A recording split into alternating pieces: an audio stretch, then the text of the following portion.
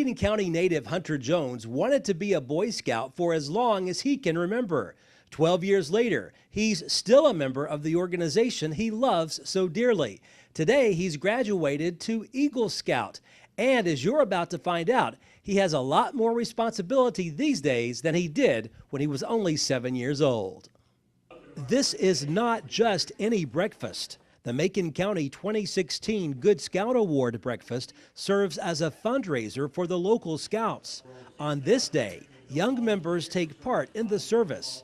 One nation, under God, indivisible, with liberty and justice for all.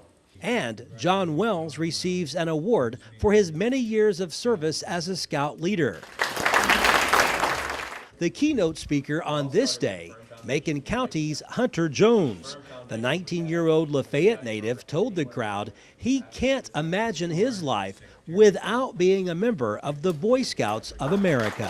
And why did you want to become a Cub Scout all those years ago? So it started out in Cub Scouts. It was just the fun of it. Coming in, talking about just all the fun you could have as a Cub Scout is what really got me involved. But then it just kind of snowballed from there and really understood the leadership aspect and the way everything comes together and kind of culminates into this whole philosophy of life skills. Of course, you later became a Boy Scout and then eventually an Eagle Scout. What does it take to become an Eagle Scout? So it's a lot of hard work, a lot of determination. You have to earn it. You really do.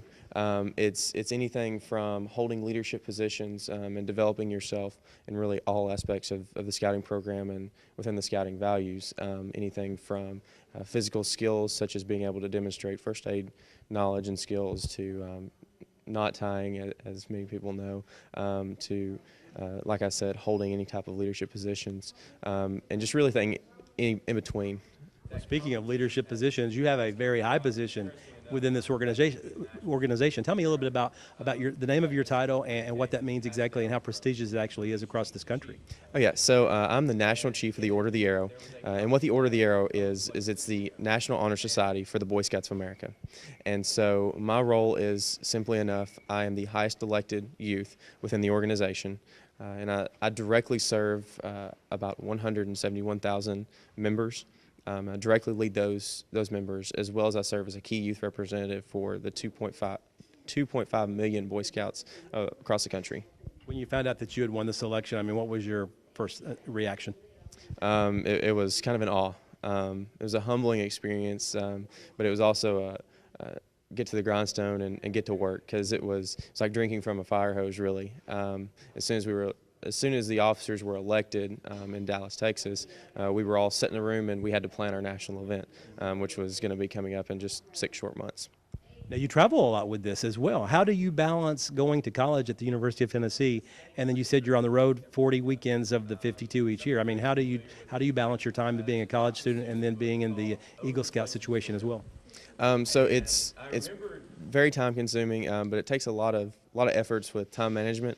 I have to have a good color-coded calendar, for one thing, but also it's more than anything, it makes it easy because I enjoy it. I enjoy everything at school, and I enjoy the scouting stuff. And funny enough, I've gotten more involved on campus now than I was before elected. But it's because it keeps me, that involvement keeps me kind of to work and not having to worry about deviating from my duties.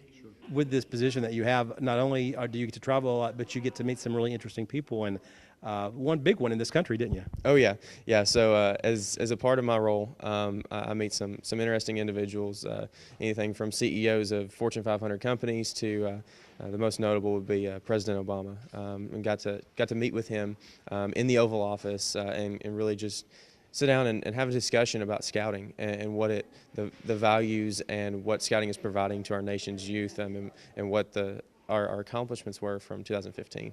Did he seem pretty interested, and was he interested in hearing what you had to say? Oh yeah, it was actually it was a great experience, because he was very interested in hearing how scouting relates with several of his youth-driven initiatives, and that's one thing, is he's very involved with wanting to develop the youth of America, and was very interested and very excited to hear about everything that we're doing. What is your future going to be like once you graduate from college? Do you still plan on being in scouting as long as you can? You tell me. As far as career goals, I want to go to medical school, so be a doctor of some type. But then as far as scouting goes, definitely want to stay involved in an advisory role, an adult advisory role, and really give back and help other extraordinary youth within this program to be successful. How nice was it to see such a large crowd here this morning and to see so many kids who are interested in scouting to this day?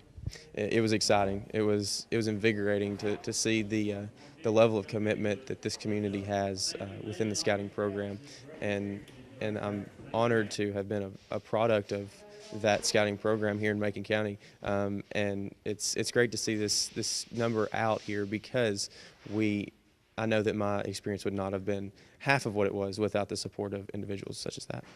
Never forgetting where you come from. Hunter Jones is a true example that you can obtain anything you want in life, even if you grow up in a small town. Reporting in Lafayette, Barry Hyatt, NCTV.